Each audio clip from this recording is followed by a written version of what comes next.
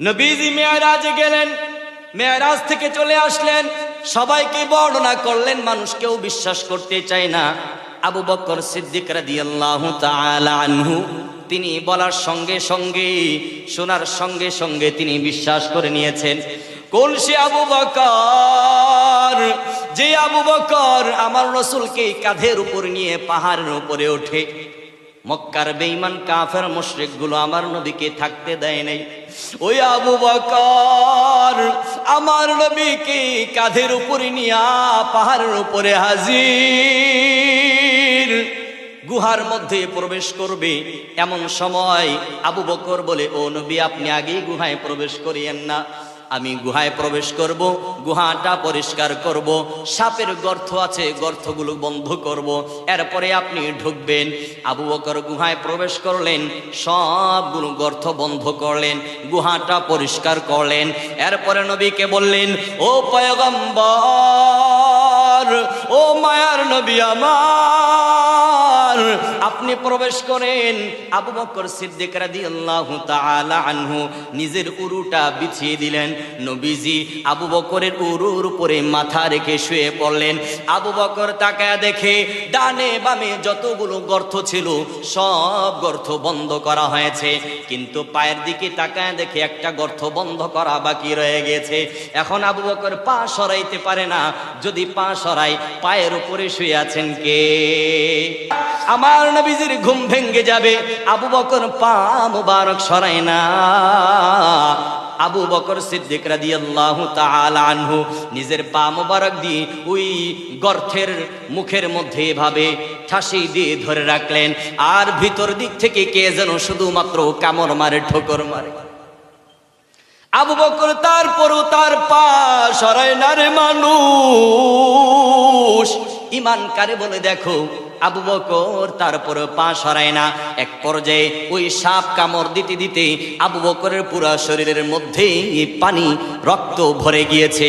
আবু বকর সহ্য করতে না পারিয়া চোখের পানি গড়গড় করে পড়ে পড়ে আমার রসুলের চেহারা মুবারকে পড়ে গিয়েছে। রসুলের ঘুম ভেঙে গিয়েছে। রসুল তাকায় দেখে আর বলে, আবু বকর আপনি কেন কান্না করেন? আবু বকরের চোখের পানি বেয়ে বেয়ে পড়ে, আর পা মুবারক যখন সরিয়েছে তখন ভিতর থেকে একটা সাপ বের হয়ে আসছে। আল্লাহু আকবার! গর্তের ভিতর থেকে সাপ বের হয়ে ফেনা বের করে আছে। নবী আমার ডেকে বলি, ও সাপ তুমি কেন আবু বকরকে কামড় মেরেছো বলো? সাপ ডেকে বলে, ও পয়গম্বর আমি ইচ্ছা করে কামড় মারি নাই গো নবী। সবাই একটা আবেগে চলে যান, একটু ভাবেন, দেখেন একজন সাপেরও আমার রসুলের উপরে কত ভালোবাসা, আবু বকরের কেমন ঈমান। সাপ বের হয়ে বলে, আজ থেকে 100 বছর পূর্বে তাওরাত কিতাব তেলাওয়াত হচ্ছিল, তার পাশ দিয়ে আমি অতিক্রম করছিলাম, তখন শুনলাম আজ থেকে 100 বছর পর একজন নবী আসবে, আখিরি জামানার পয়গম্বর।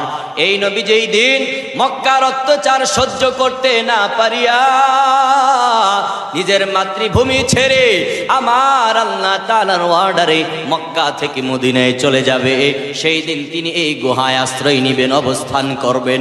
ও পয়গম্বর,